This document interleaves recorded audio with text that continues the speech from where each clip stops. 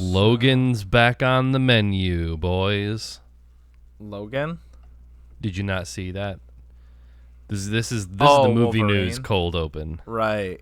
Yes. Your favorite franchise with your favorite actor is making a third installment. Right. I saw like a thumbnail regarding that. I forgot to look any more into it. Maybe I just didn't care. The only reason that I found out about it was because of the Red Letter Media subreddit, and someone posted the announcement with the caption, "No one's ever really gone." Which seems apt. I don't know. And then, you'll find your pedantic nerds who will be like, well, actually, the events in this movie take place before the events of Logan, so Wolverine would actually still be alive. Yeah. And it's like, you know what? I don't care.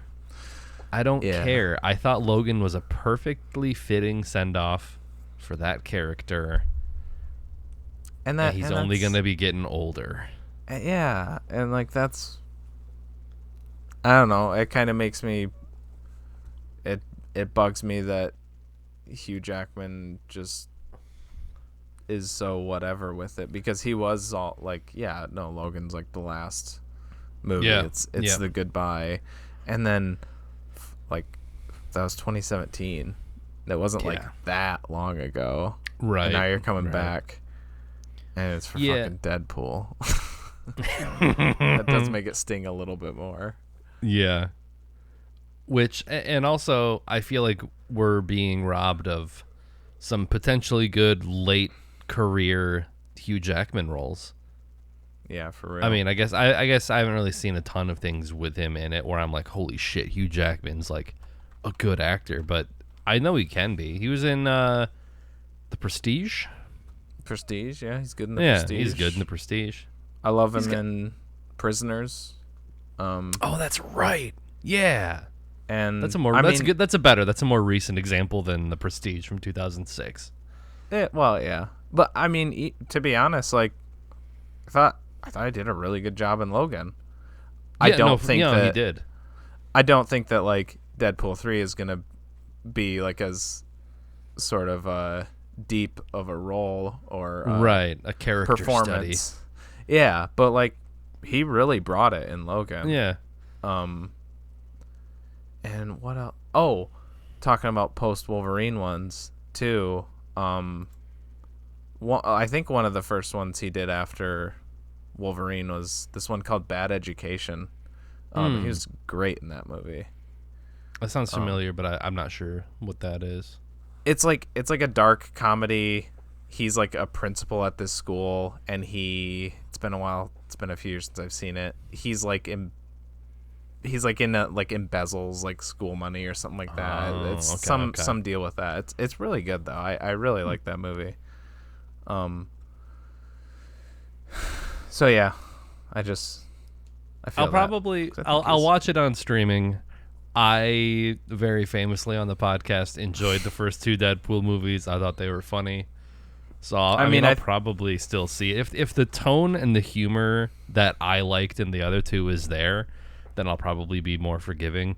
But just instinctually, my gut response is to be pissed that they're making another Wolverine movie with Hugh Jackman when Logan happened.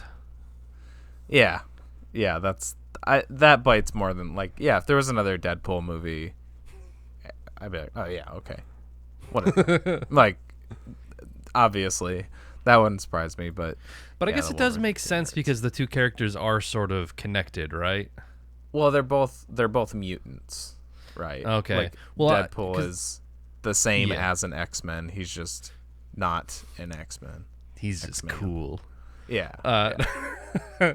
He's too cool for school. No, because I think it was in the post credits or the outro credits of Deadpool 2, he's going back through time and killing. I don't know if he kills himself in different roles or there's a joke about the Wolverine movie that notoriously was bad, and then the Ryan Reynolds Deadpool shows up to kill the Deadpool that shows up in that movie. It's kind of a tongue-in-cheek thing to be yeah, no, this movie sucks shit. Right. Yeah. So I don't know if they're gonna like play off that. Yeah. Yeah, maybe. I didn't even think about that. Like the actual. I was just thinking of the character, like the comic book character connection. I didn't even think of him being in the Wolverine movie too. Yeah. Yeah. Yeah. Maybe. That. At least there's something, but that still doesn't justify it. It's a time travel movie of the two of them just going back in time, repeatedly trying to get the movie stopped from production, and they just keep failing over and over and over again. Yeah. It's like that comic of like, it's one of my favorite web comics. It's like a guy driving his car, and like a guy materializes in his car. He says, "Hi, I'm you, sent from the future to prevent you from dying. Like, you must listen to me now." And then another guy shows up and is like, "Hi, I'm you from the future here." And then like his car fills up with like dudes, himself coming to like prevent his own death. And he's like, stop, I can't see. And then like his car goes off a cliff, and like that's how he died. That's pretty good. Who did that one? I don't. It's one that I would just see occasionally, but okay. It makes me laugh like belly laugh every time I see it, because it's so funny. It's so perfect. Yeah, that's pretty good. I will say too, I don't think it's a. I think the more unpopular opinion is mine, that I just think Ryan Reynolds is just really fucking obnoxious and annoying. I mean, I 100% think that. Yeah. But it just the movies tickle me in a way that I can't explain. I mean, I can explain. It's violence. It's a lot of violence.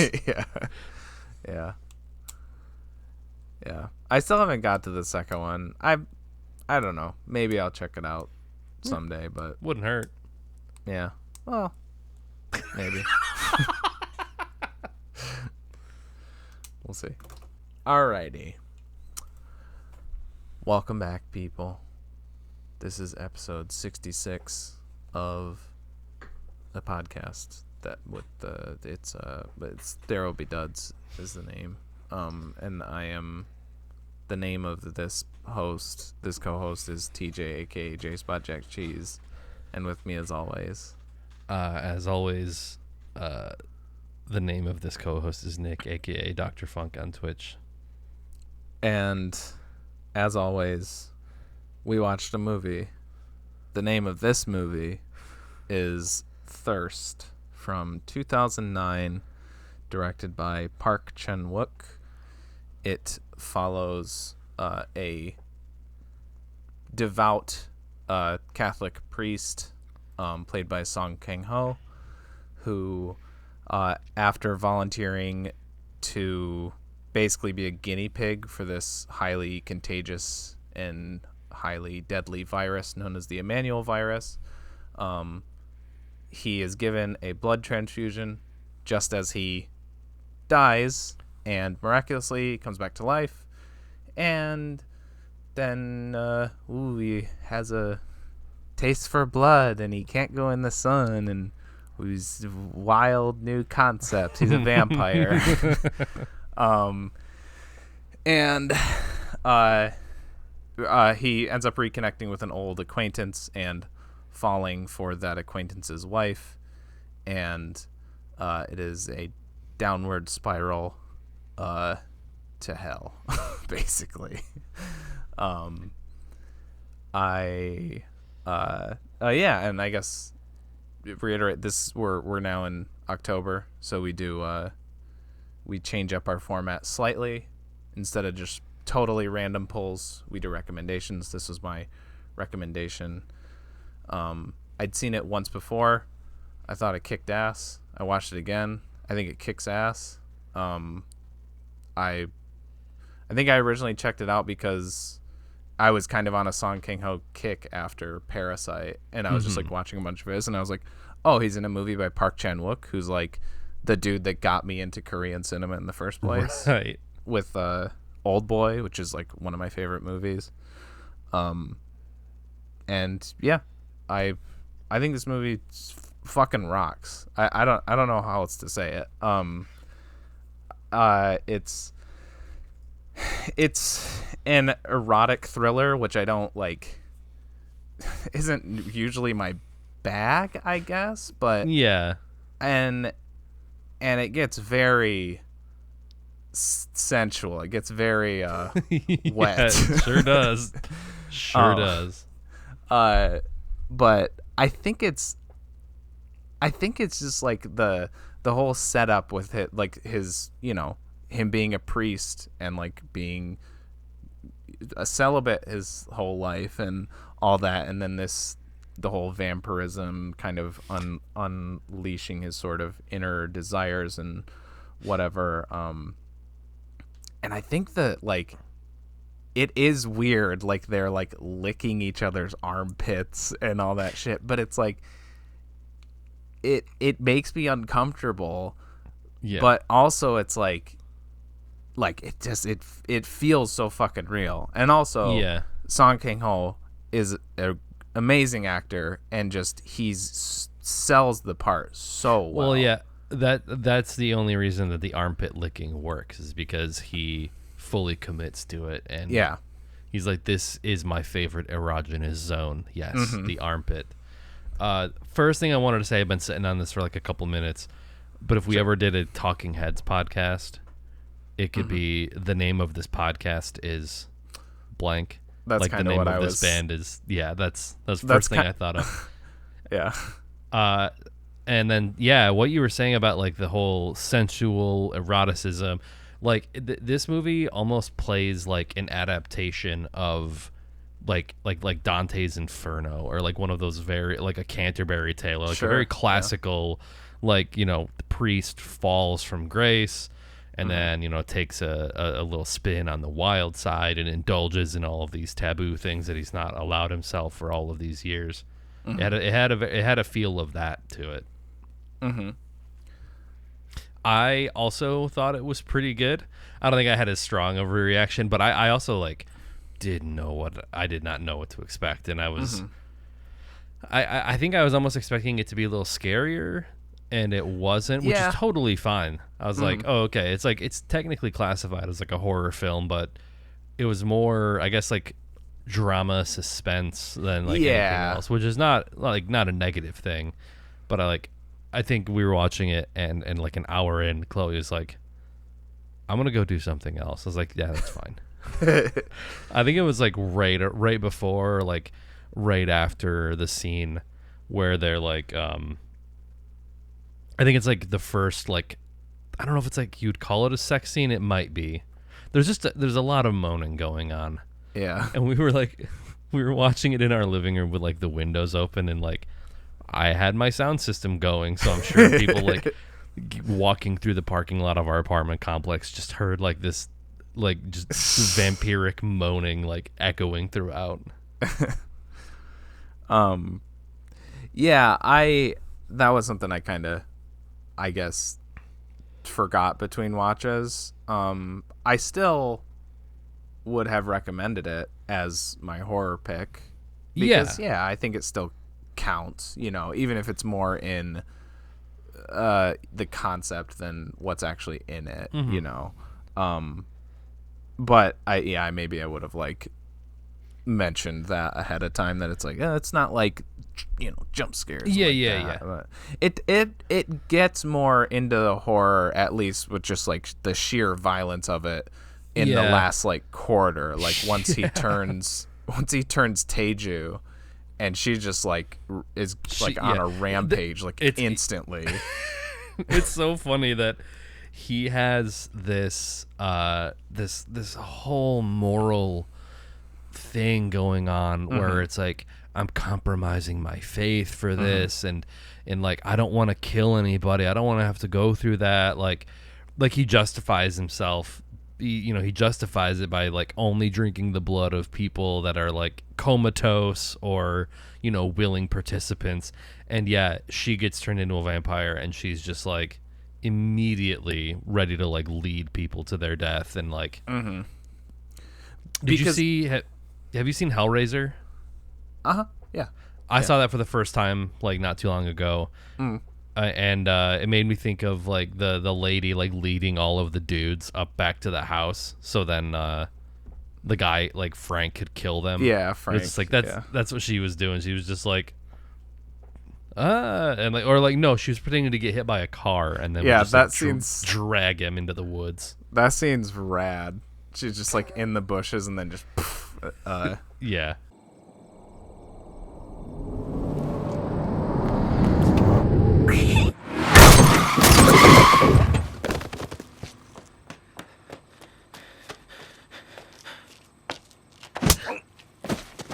looks like good too. Like like the hit and everything looks like pretty. Yeah, like, they're little like, realistic. The sort of like chase fight sequence where they're like jumping from rooftop to rooftop, like the like realism of like the vampire attributes, I think was done pretty well, where it was like they were like kind of floating around and it wasn't distracting or silly looking. Like it looked good. That's actually like one of the things that I think kind of took me out of it the most the first time, but watching it this time, it didn't bother me as much. And I think part of it is because I think for the rest of the movie, it is so good at making everything look so real and legit, and that's like the one time where you can tell there's like CGI and like it's a little silly, but this time, like, yeah, it didn't kind of stick out to me as much now. So yeah, I agree. And thinking of the other scene where there's like the jumping, this is why this movie sticks with me, is because you have these two characters. I can remember the girl's name, Tae-ju. Sang-hyun. Sang-hyun, that's his name. So yeah. the father, the main character. Father Hyun. Yeah. They're both these repressed, isolated characters for different reasons. One is self-imposed, one is not. Like, they literally say that she was left on the doorstep of this mother when she was 3 years old, and taken in and like kind of not like a slave, but raised as like a, you know, she didn't really have much choice in her life. She was kind of bred to be the mom's the wife of the mom's like loser son, Zill from Wind Waker, the kid with like the snot like down his nose the whole time. It's funny that you know his specific name. I wouldn't have been able to pull that in a million years. I mean, I don't know if you knew this, Nick, but Wind Waker is my favorite game. So I remember that map. That map that you made that looked like just like the scribblings of a madman, because you made a physical map with like all the treasure charts. For all the treasure charts. Yeah. Yeah. Yep. Probably, and getting all the figurines. Ugh, that was the worst part about 100%ing that game. But anyways, so there's some parallels there, and then also like what happens when they are given this freedom. Is so like wildly different, and that's what like sticks with me, because I think the writing of both of those characters, and like everybody, I mentioned the husband Chan-wook. I love him too. He's so good, especially when you get to like the hauntings and he's like a ghost. Like, it's so good. Yes, every scene with him as a ghost is so good. They're like sleeping in the bed, and he's like, he's got like the dumb look on his face. They're like having sex, and he's sandwiched between them. And he's just see him like thrusting, and that dude's great. But yeah, anyways, these main characters, like I'd never seen such a like sympathetic vampire character that's not just like the generic like Edward Cullen type bullshit. Yeah. Like, I don't know, I feel so much like emotion for the character of Sang-hyun, and I love the way that, like, how much it talks about the morality of it. Like, that's like almost the whole like thing of the movie, is just the morality of like being a vampire and stuff, and how he's wrestling with it, and I just love how his internal conflict is written. And then on the flip side, with the other character, Tae-ju, she's also just incredibly fascinating to me because of how like her the dichotomy of like she's like, you know, this sweet innocent like girl that he wants to save, and like it feels like they're like really in love, and there's some really sweet moments. Like I went back to it after I finished the movie just to kind of like get that like just to look back because of, again, how fucking dark she goes like very quickly. But there's the scene where she like has him, he like picks her up, and then he's like jumping from like roof to roof, and it's just like locked on her, like laughing and like just relishing in this this release that she's having. And then you have that, and you're like, oh, I feel so happy for her, like this moment right now. And then like, you know, 40 minutes later, she's fucking punching a dude's like head so hard that his neck snapped. Yeah, back. That was brutal. Yeah, that was rough.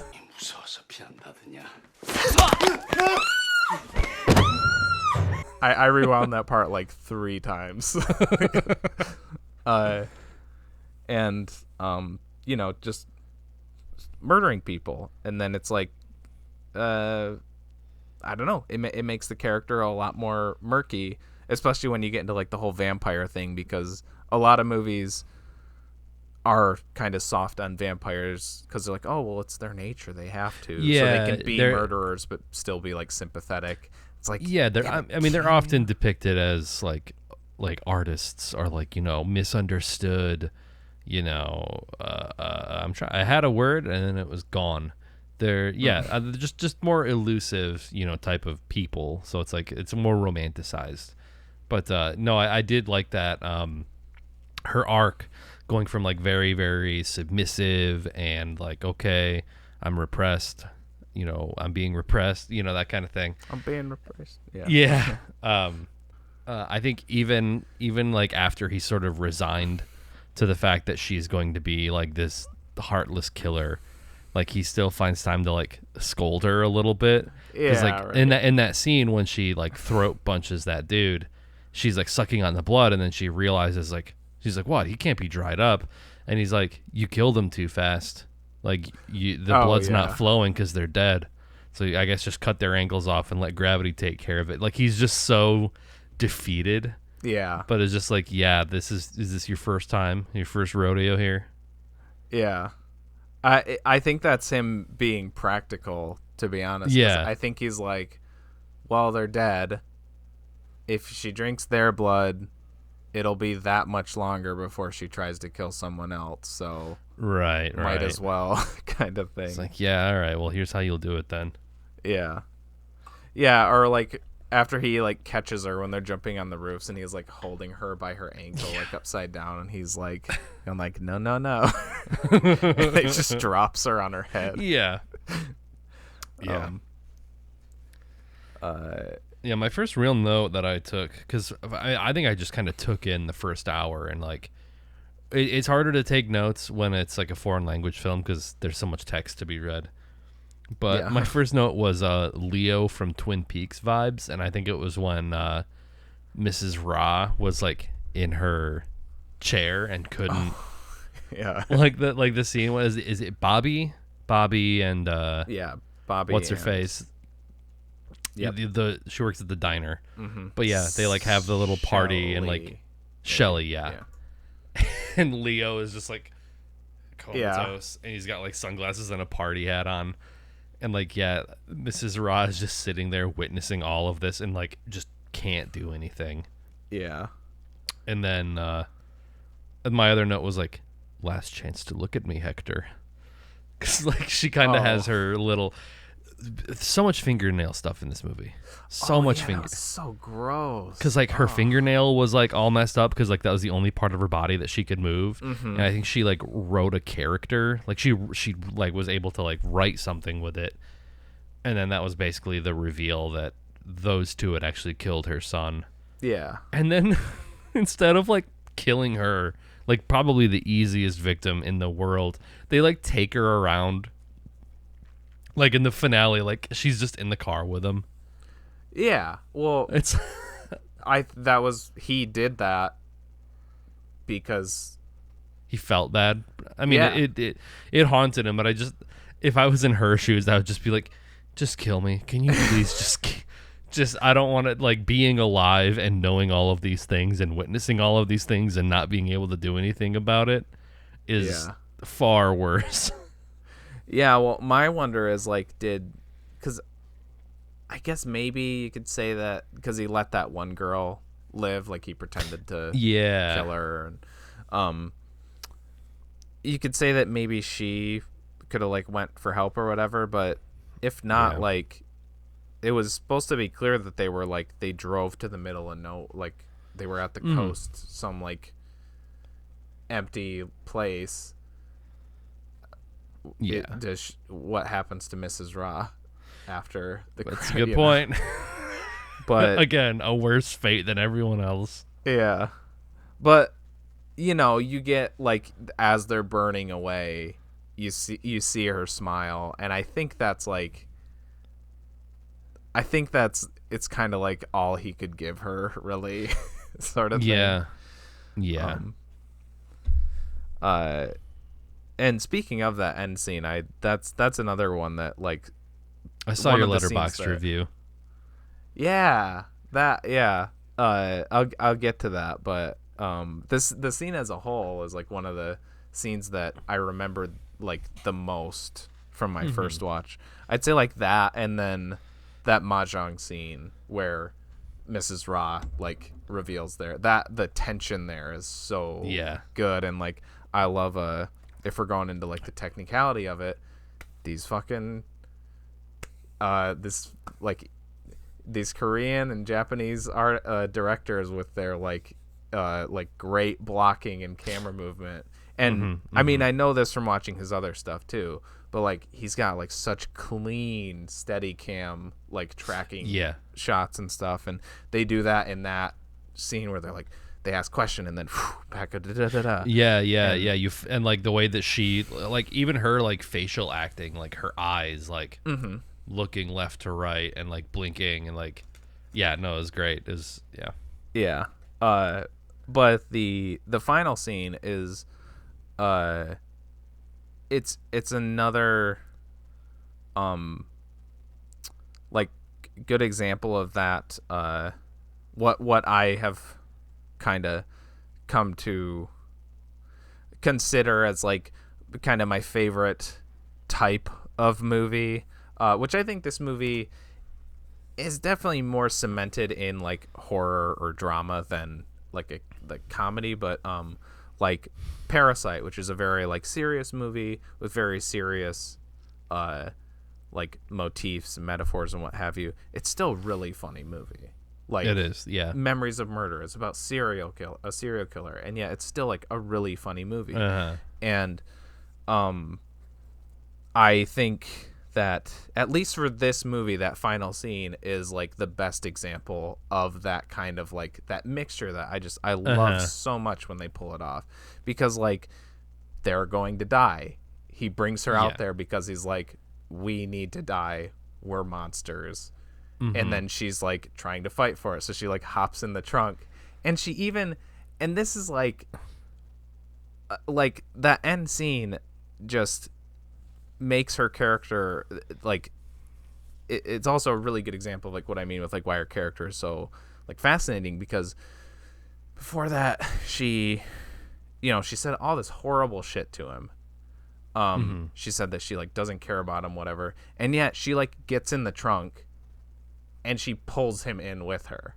So she gets them both in the trunk, closes it, and then he, like, launches the trunk thing, and then he's, like, moving Mrs. Ra around. You don't see Tae-ju for a little bit, and then he just, like, undoes the parking brake and moves the car, and you're like, what is he doing? I thought he was, like, gonna push it off. I knew he didn't because I remembered the ending, but I was like, does he, like, roll it off a cliff after they die? But then it's like, it's revealed that she's, like, laying underneath it, and then she's just like, like, Yeah, and for like what's about to be like a terminal scene for these characters.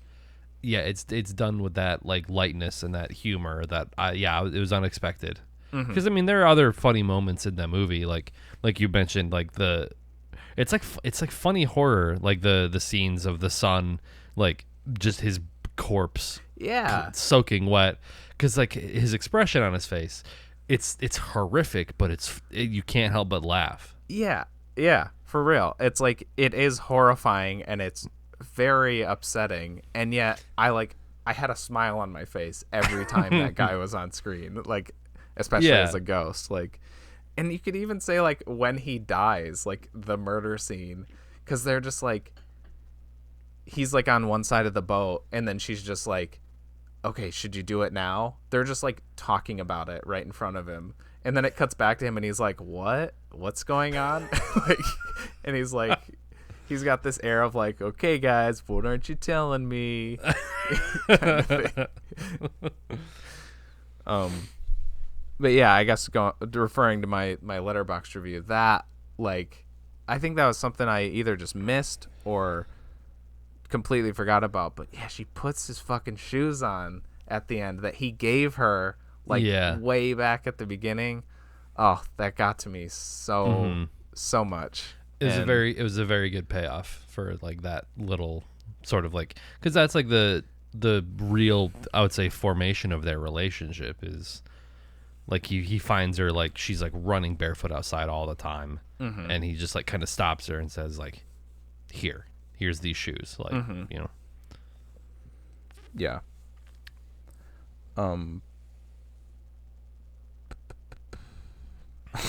Okay. I wrote, because it's when he goes and he kind of frames himself, like he even. Because he has to like repent for everything, and he can't have anybody thinking he's good. He goes and like makes it seem like he like raped that girl. Yeah. At that camp, of people that were like worshiping him. Yeah. I just wrote down Dong Kang Ho. That's. Because like even like when they're like kicking him out of the little commune and they're like throwing rocks at him, he kind of has like a little smirk on his face as he's walking out. Like, he's like, yeah, all right, this is like one of the last little pieces of unfinished business that I have to take care of before I self-immolate with my girlfriend. Yeah, it's like it's at least like a look of resolve at the very least. Yeah. And then during, I don't know if it was one of the sex scenes in particular, but I think it was just because I had just edited, or I was like just working on the Alone in the Dark episode. I just wrote down 7 seconds away. That was like, oh, you're a priest and you've like never had sex before. So this dude, there's like, he was like, he was almost in pain, it seems like. Yeah. Very, very, they play up like the awkwardness pretty heavily, because I think they might mention it about her too, but like I think she also has like never had sex before. Interesting. Too. Because of that weird relationship she has with her husband. Right. Well, I mean, it's like when you live in a house and your mom is constantly yelling at you to like do shit. Sorry, his mom, her, basically, because I think she like works in the store with her too. So even when she's like not at work with her, she's at home, like doing all of her chores and serving her. So it's like she never catches a break from this lady.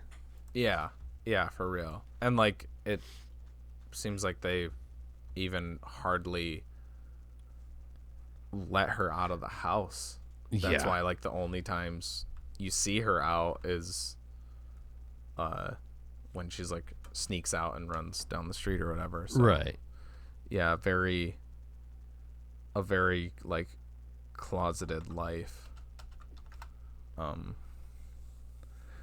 And yeah, it's like you feel bad for that, but does it justify like all the shit that she does? Yeah, not really. But yeah, she got to live a little after not being able to live very much, like at all. Yeah.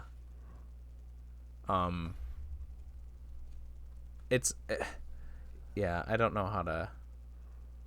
I feel like I don't want to say anything too extreme. Like I'm like Tae-ju did nothing wrong, sort of thing. But some kind of vampire apologist. Yeah, yeah, something like that. I feel like there was some little like trivia I had wanted to bring up, but I don't remember. Yeah, I watched this like a few days ago, so it's not as fresh in the forefront of my mind. Yeah, it was I think at least a week ago for me. It's Wednesday now. Yeah, I think I might have watched it like last Wednesday. I did have a question. If you do remember this, because I still remember this because I thought it was really weird. The subtitles on the version that I had, the first line that Song Kang-ho has, somebody asks him a question, and he says, the subtitles read, absoposilutely. Yes. Yeah. It seemed weird. It seemed very strange. Yeah, I was like, is this like a South Korean thing that I, like, is this like a mistranslation? What is this? Yeah, I didn't make a note of it, but like I remember seeing it and being like, that's weird. That's very strange. Yeah, cause like I feel like I've heard that said before, but that's like something Pee Wee Herman would say. Yeah, it's like a portmanteau. Is that what that is? Like I don't know, like a combination of like, so, yeah. Very out of place for to be the first line movie. He says. Yeah. It's a weird like establishment. It's a very Ned Flanders-y kind of absoposilutely. Yeah, totally. Yeah.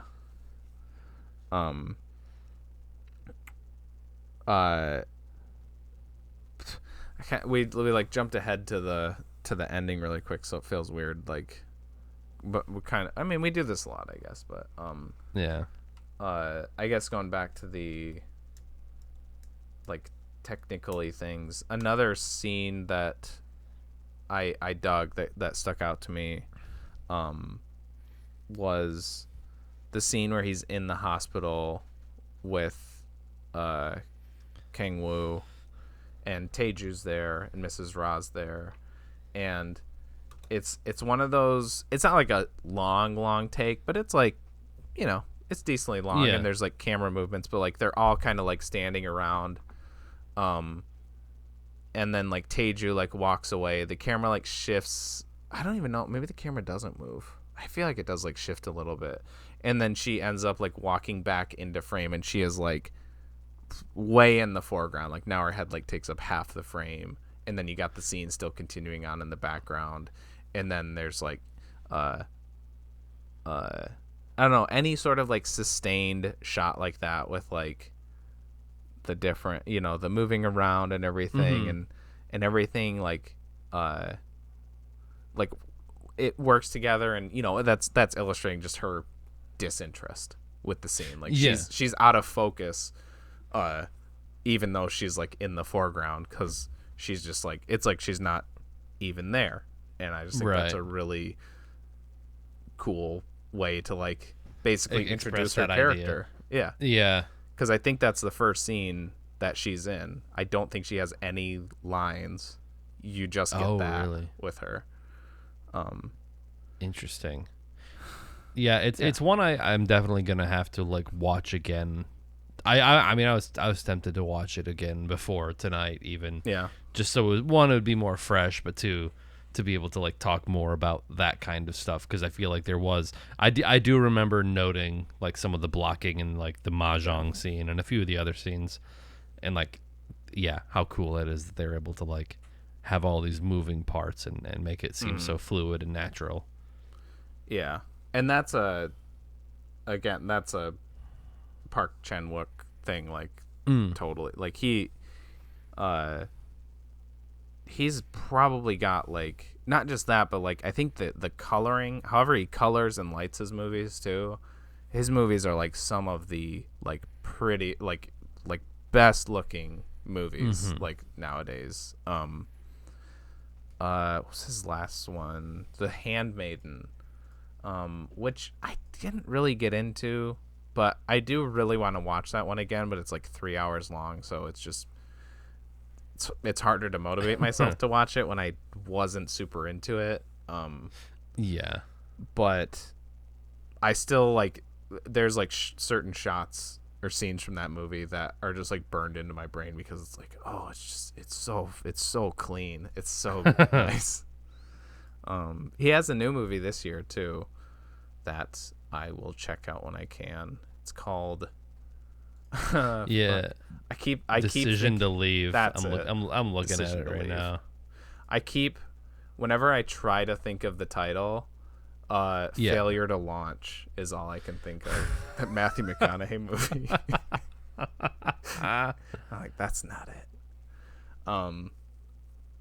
Yeah, then, I've heard of Old Boy and never seen it, but I know it's like one of the greatest, one of the classics. Yep, it's a. You could watch it, but also it's in the cup. No, I know it's in the cup. I might have said that already, but it's yeah, the Old Boy's fucking fantastic. I've seen Thirst, Handmaiden, and then I've seen all of the Vengeance trilogy. So Old Boy, Sympathy for Mr. Vengeance, and Sympathy for Lady Vengeance. All like I said, except Handmaiden, which I wasn't super into. The Vengeance trilogy is all pretty solid, with Old Boy being the standout. Thirst is great.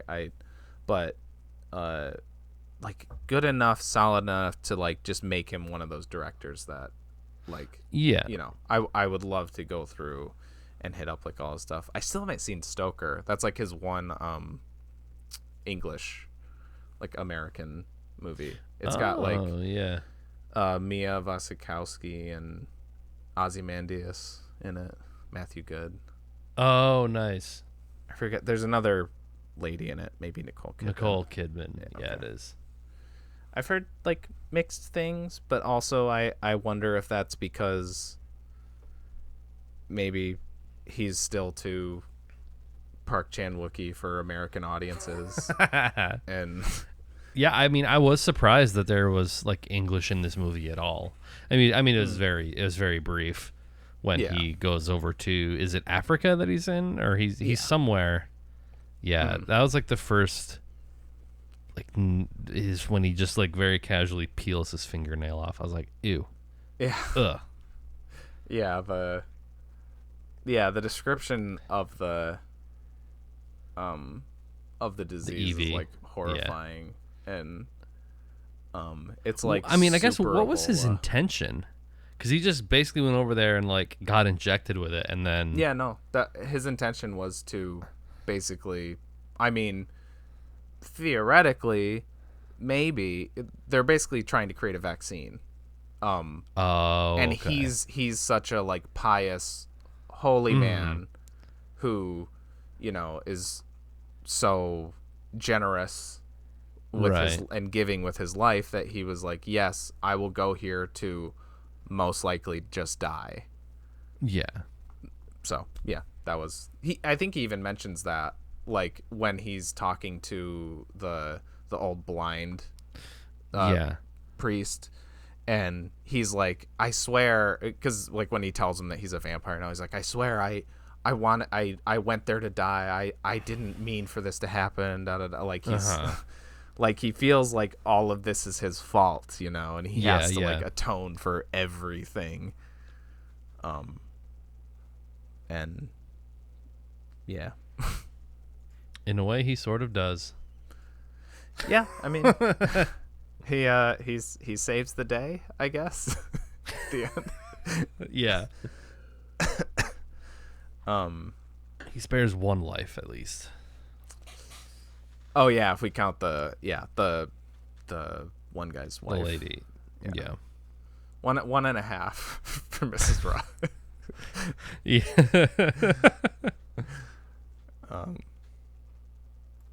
Yeah. Cool.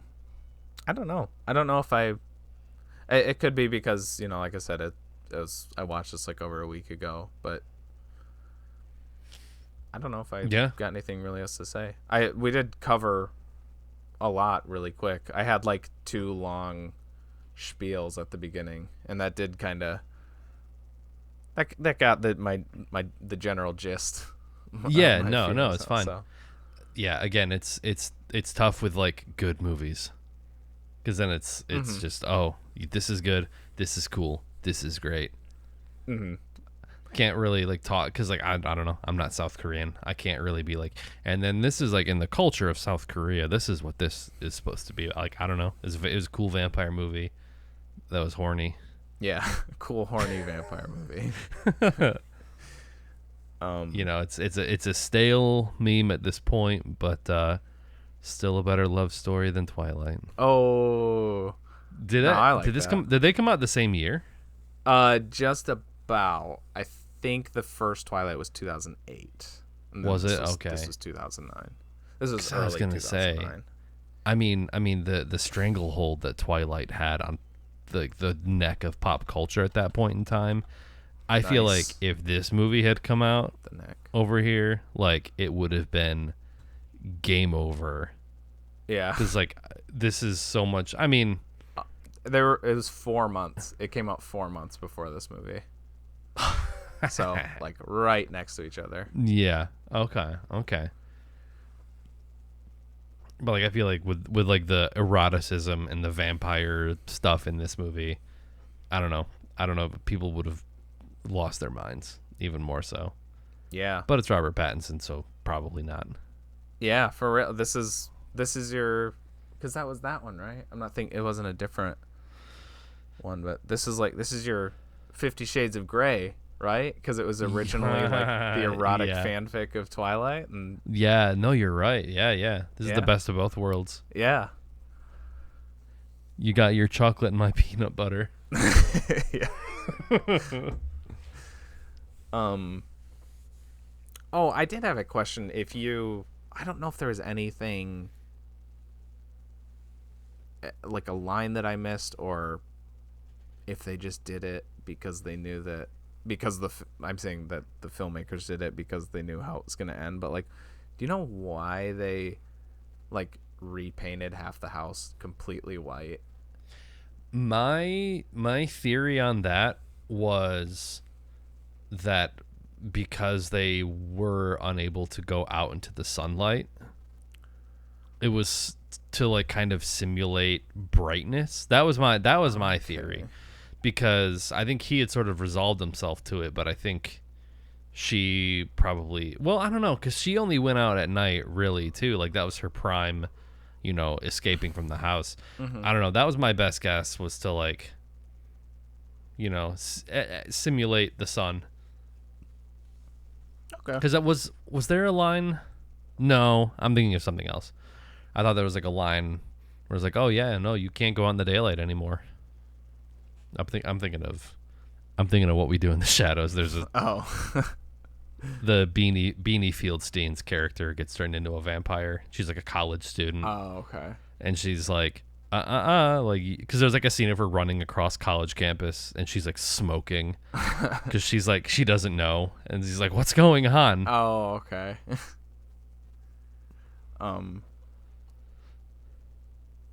There's I don't know what I was gonna say, but yeah, I didn't have any idea, so I just that's I don't think there's she says like paint it white, like that's it. I don't know. Yeah, I mean maybe it's because like the whole living arrangement was so dark and drab and just kind of moldy and dank.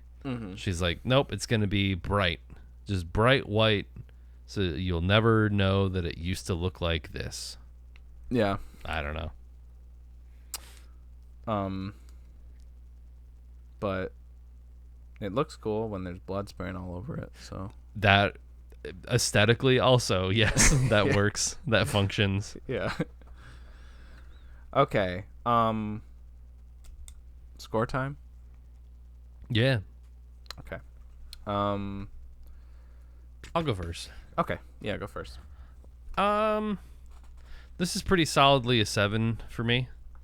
Okay. I enjoyed it. It was a cool vampire movie. I like seeing Song Kang-ho, that's his name. Mhm. I like Dong seeing him Kang-ho. in Dong Kang-ho, yes. I mean, I don't think I've seen a single thing with him in it that I did not like.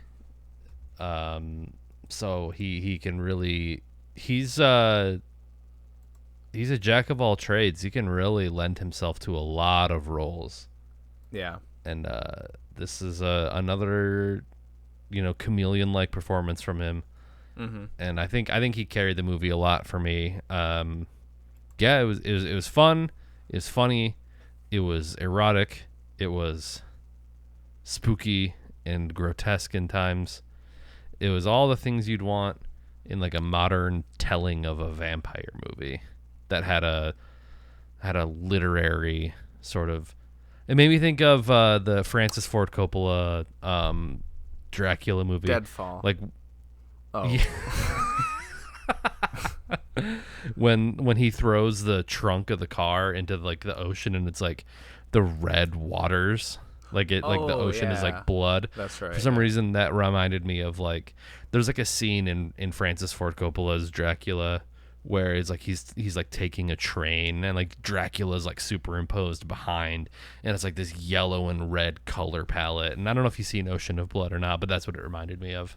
I've seen I've seen that Dracula movie, but I don't know. There might not be, but I think the sky was like a similar yellow, orange. I don't know. Maybe I'm making it up. That sounds like what, because they do a lot of crazy, like really interesting, I think, like special effecty stuff in that Dracula movie. But yeah, so I probably don't know. It was cool. It was really cool. Yeah. 7. Okay. I meant to mention when you said like like literary feel. This is based on an Emile Zola book, Tarifa Khan or something. Yeah. There was no vampires in it, from what I understand, but the whole sort of like love triangle type thing is pulled from that. So, maybe that could have something to do with that vibe. I like this on Wikipedia. Famously described as putrid For thirst. For the literary novel, I think, because okay, in 1873 times or 1868, that was probably like it was like, oh, how risque. Yeah, I'm sure. Filth, Yeah. Yeah, I think first time I watched it, I think I said 8.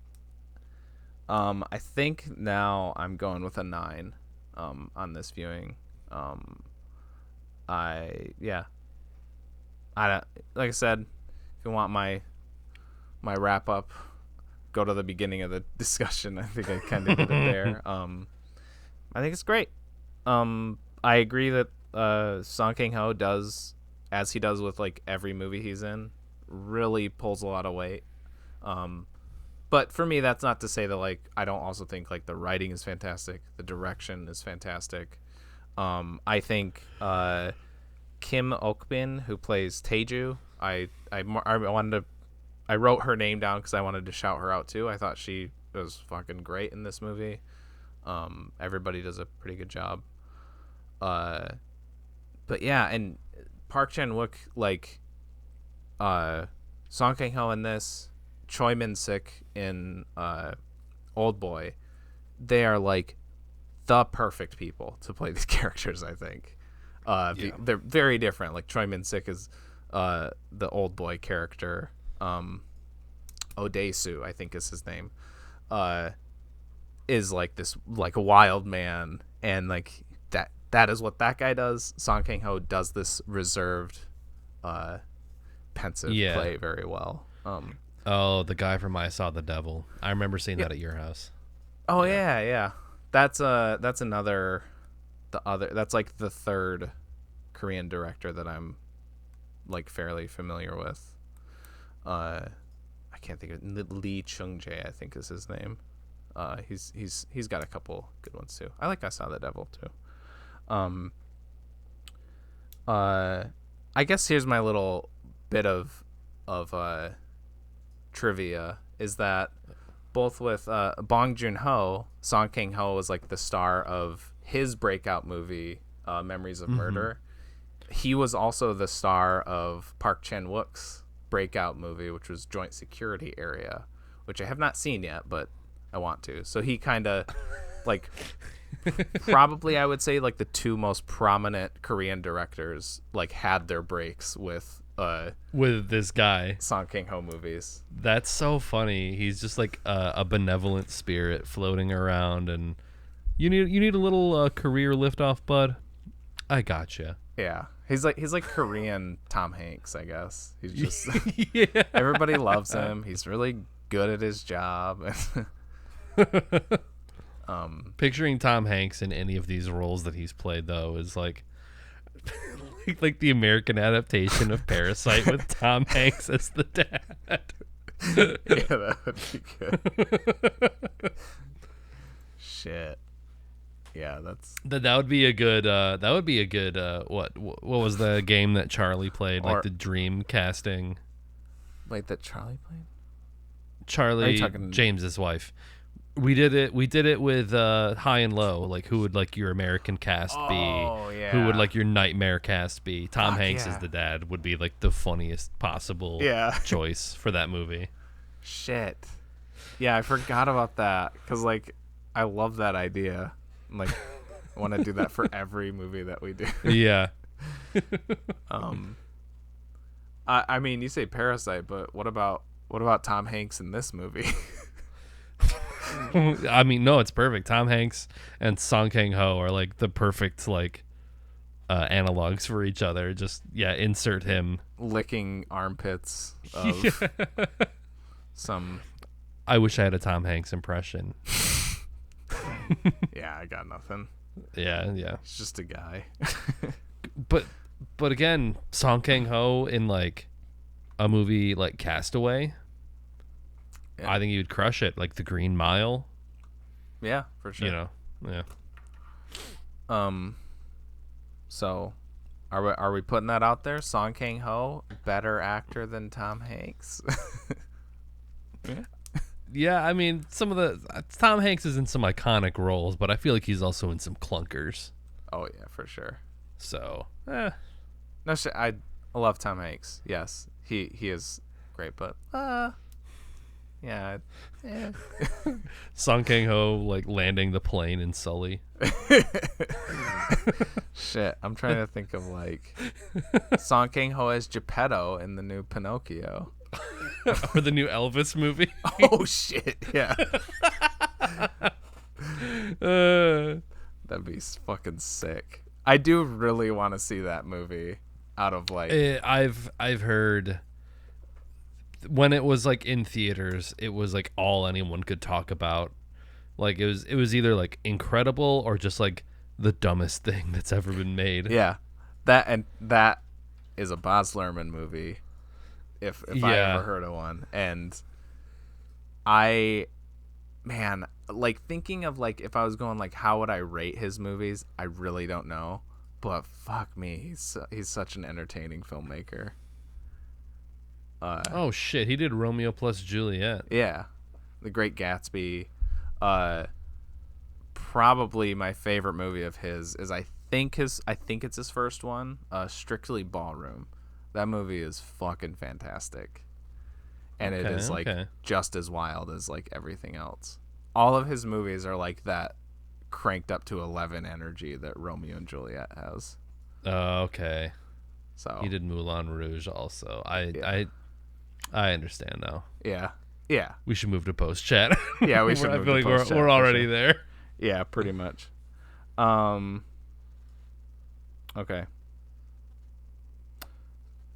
Speaking of... Oh, no. Speaking of the guys in the bottom of the ocean, here's an ad for Anchor. Oh, okay. I'll be waiting.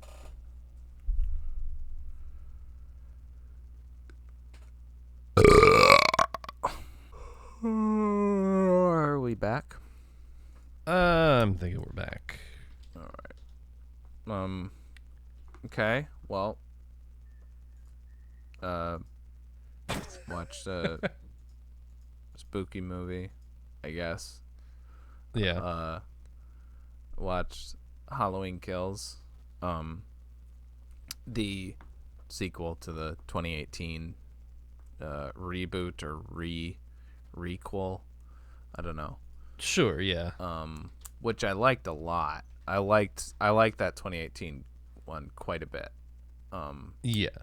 Thought it was just overall pretty solid slasher movie. This one was a fucking mess. The one thing I'll give it is that it flew by. It was like an hour 40, so like normal movie length, yeah. but it flew by, but like not in like the good way. Yeah. And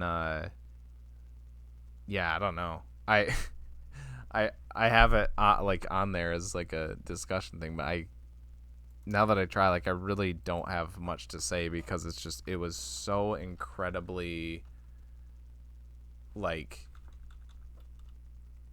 just it was one of those movies where like you feel like there's all this stuff happening, and then you're like halfway through it and you're like, I don't know. Okay. Okay. I know who Michael Myers is. Okay. Yeah. I know his game. Why is Anthony Michael Hall in this? Like okay. I know. I'll something that like pissed me off right from the jump, even before it started getting messy. Is like I fucking hate these legacy movies where, and I mean, they're all like this to an extent, right? Even like, something like The Force Awakens, which I really like. Sure. It indulges in the whole, ooh, look, there's the Millennium Falcon, we're playing the music type thing. Yeah. And this movie, which is weird because they didn't do it as much in the first one, but they just decided to just cram that into the sequel here, where like it's that on another level that I fucking hate. I wish I could think of another movie that does this, because I know I've seen other stuff, but where it's literally characters like talking about it. Like they're like, "Oh man, remember when we were kids in the 70s?" And it was like, and Anthony Michael Hall is playing Tommy Doyle, who is the kid that Jamie Lee Curtis is babysitting in Halloween. He's not a very important character in that movie, but he was there. And then they do that with, there's like 3 other adults now who were like these tiny little bit role characters in the original one. And then I think I watched the Red Letter Media review of this, and they also were not a big fan of it. And I feel like they pointed out something similar. I think they had a compilation of all the times where like a character said, "This ends tonight." Yeah, there's a lot or of like that, "Evil dies tonight" or something Evil like dies that. Tonight. Yeah, that's definitely a big refrain, which is like, yeah, that got old pretty fast. But it's like these characters, like, God, there's something on the tip of my tongue, like that I could think of for like another example. But yeah, it's these characters being like, "Oh man, we're just chilling at the bar, having a beer. We're talking about the old times. Remember the 80s. Remember the 70s. And it's like, you guys, like, I don't even know if you had lines in the original movie. Why the fuck do I care about you? Like they're trying to recontextualize these, like, minor characters that had nothing to do. Yeah. Yeah. Yeah. Like, I mean, other than, again, like, I'm invoking Red Letter Media again. They're doing the, like, oh my god, I know that from Star Wars. Yeah, kind of. Except just like referencing things that people would know. Yeah. It's just like it's Halloween is not the movie to do that with, as opposed to Star Wars, which, like, you know, spawned all of the, you know, the expanded universe toys and everything. There's lore for there's already lore for, you know, every character in the cantina scene in Star Wars. Yeah. But Halloween OG is like prototype slasher. There's Jamie Lee Curtis, there's Michael Myers, there's a couple other babysitters. That's all you need to know. It's like it's such a thin story, but, like, that's not the point, right? It's the horror that, you know. So it's like it's expanding on lore that just, like, doesn't matter. Yeah. It never matters. It doesn't really serve a purpose at all. Yeah. Yeah. And I guess the only positive I could say is that, like, it's not like it ruins the old one or anything, you know. Right. I don't even think it really ruins the 2018 one. I think I could still watch that one again and enjoy it. I mean, these horror movies, I would say, like, Halloween, Friday the 13th, Nightmare on Elm Street, are ones that it doesn't matter how many, like, terrible sequels are spawned. Like, the originals still are, like, classics for a reason. And, like, I can separate, you know, the shitty sequels and, like, pointless remakes and still be able to look at the classics and be like, no, this is great. Yeah. So kind of bouncing off that, speaking of horror movies that I think have a ton of sequels, Hellraiser. Yeah. Were you done with Halloween Kills? I was just gonna say that despite all that, I'm probably gonna see the third one in theaters in a couple weeks. Oh yeah, I knew it's like the last of the trilogy or whatever. Oh, okay. I noticed it was written by David Gordon Green, Danny McBride. Mm-hmm. I think I mentioned that when we talked about yeah, because that's funny. They did the 2018 one too, and that was pretty good. Yeah, it was. Yeah, really brief. Actually, I found a way to tie these both in. Okay. I saw Hellraiser, and I saw Big Trouble in Little China, both of which for the first time ever.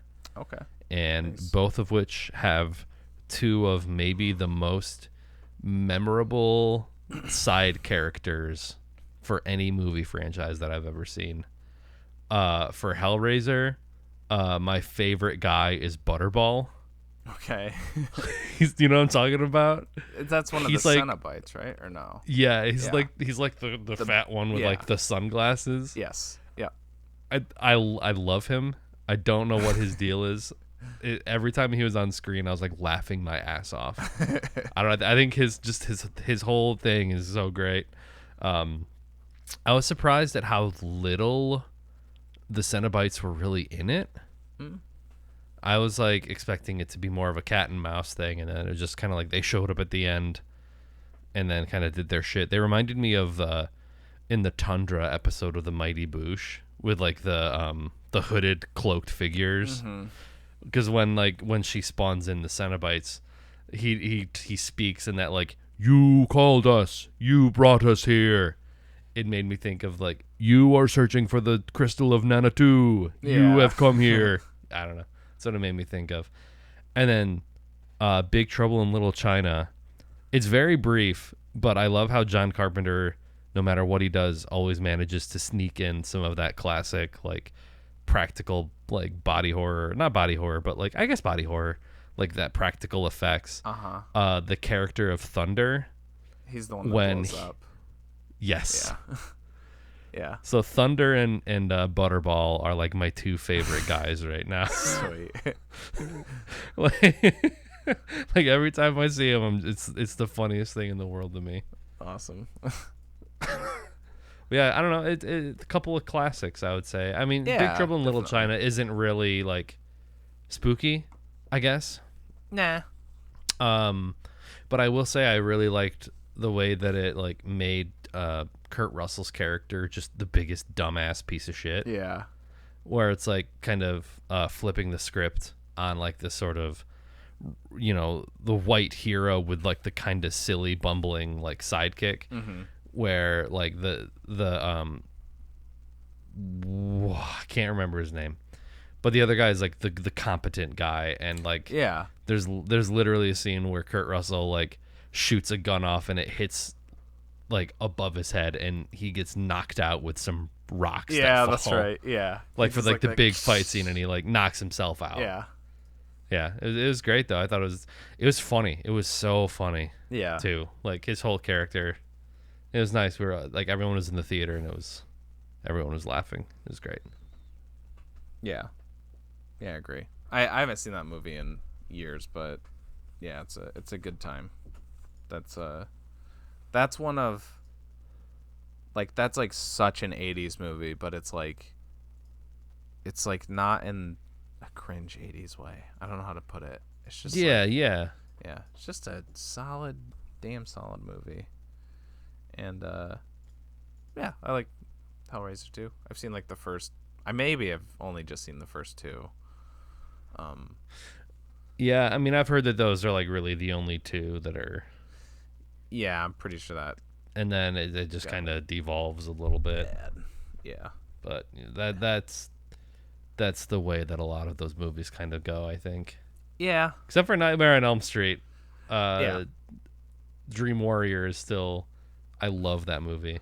Well, I mean, and in my opinion, like watching through the whole series last year, like, yeah, they're not good, like, in the way that the first one is, or even Dream Warriors, but like, there's like one or two that are like kind of clunkers, just kind of boring. But like, Freddy's such an entertaining character that like,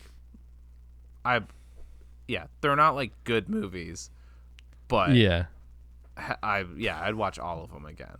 Pretty much, like they're showing the second one at Wealthy. Are they really? Yeah, they are. That's tight. Which I think I remember you telling me is the one that's just super gay. Yeah. Yeah, you should see it. Like I'm tempted to go see it just to like catch all the homoerotic undertones in it. I highly recommend it. It's great.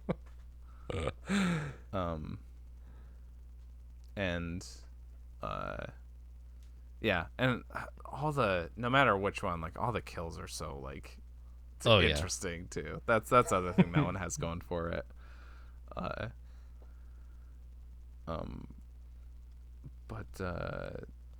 And speaking of Hellraiser, there's another one.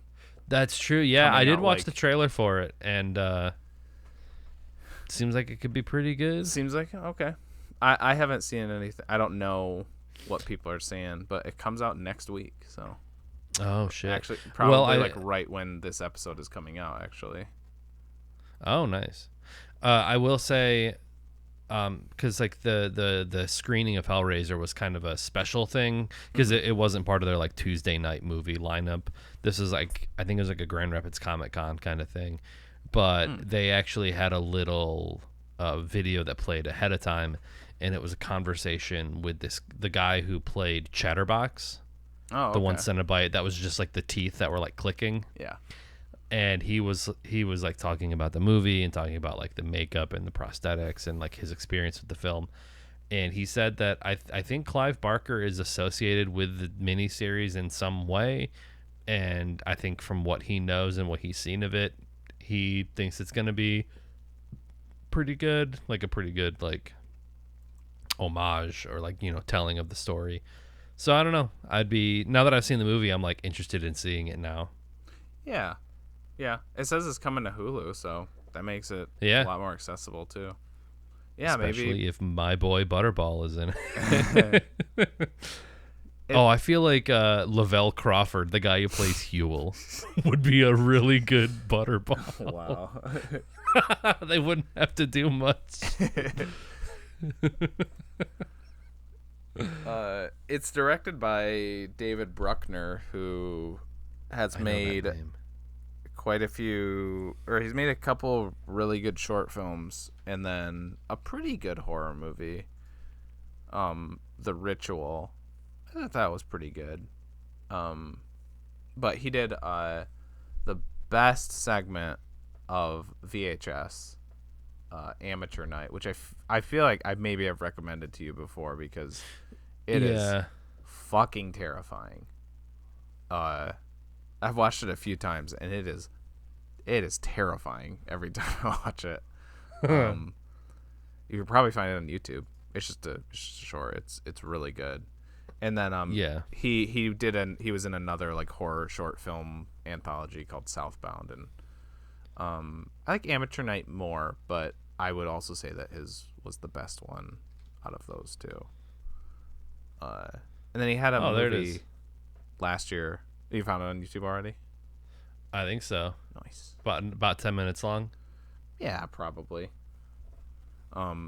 It's like the dude has like a GoPro, or like he has like a camera in his glasses, and he's like with his college dudes. They're like dumb like frat dudes, and they go to like a bar to like pick up chicks or whatever. So that's how it starts. Okay. Yeah. But yeah, so I mean, based on that, I think he's, got shows promise at least. Hell yeah. Maybe we could watch it and talk about it. I don't know. Yeah. On the thing. I'd be down. Cool. Okay.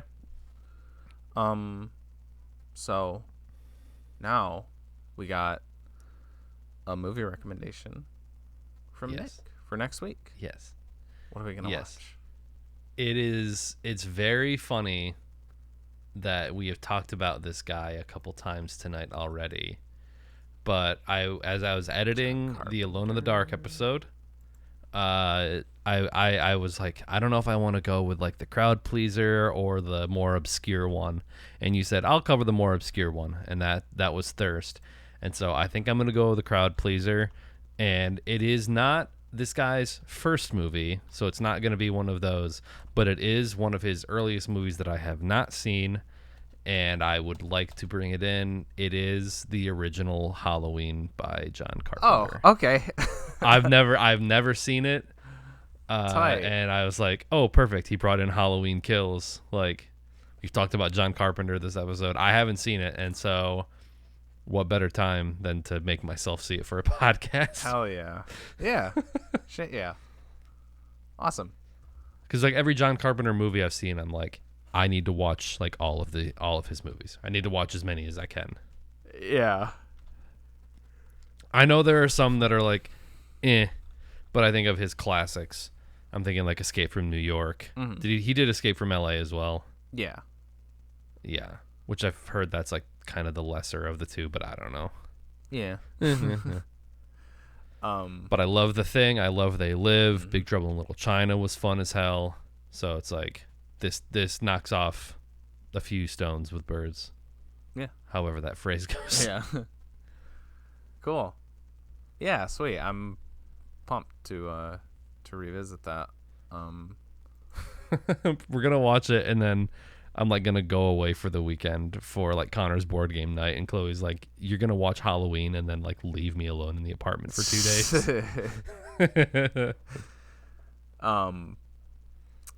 So if you don't want to be spoiled for Halloween from 1978, it looks like it's for rent on YouTube, Google Play, Vudu. So check it out there. Yeah, if you don't want to be spoiled, I mean, I said that already. These episodes come out every Wednesday at 7 p.m. EST on Twitch and YouTube in video form, and then in audio form on Spotify, Apple Podcasts, and more. We also have socials on Facebook, Twitch. Nope. Facebook, TikTok, Twitter, and Instagram. And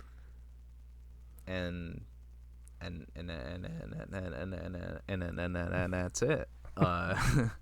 That's all, folks. And man, there's a few good ones with this. I'll go with I am the wet, bloated corpse meat in your sex sandwich. TJ, aka J Spot Jack Cheese. And with me as always. I'm your projectile vomiting recorder, which we didn't talk about. Yeah, we did it. Shit, yeah, that was good. Nick, aka Dr. Funk on Twitch, which was perfect because he was like going to play the recorder for that dude when he thought he was dying, and by the time he put his recorder together, he ran back up and he was like going into cardiac arrest, which I felt like was fitting for his whole character.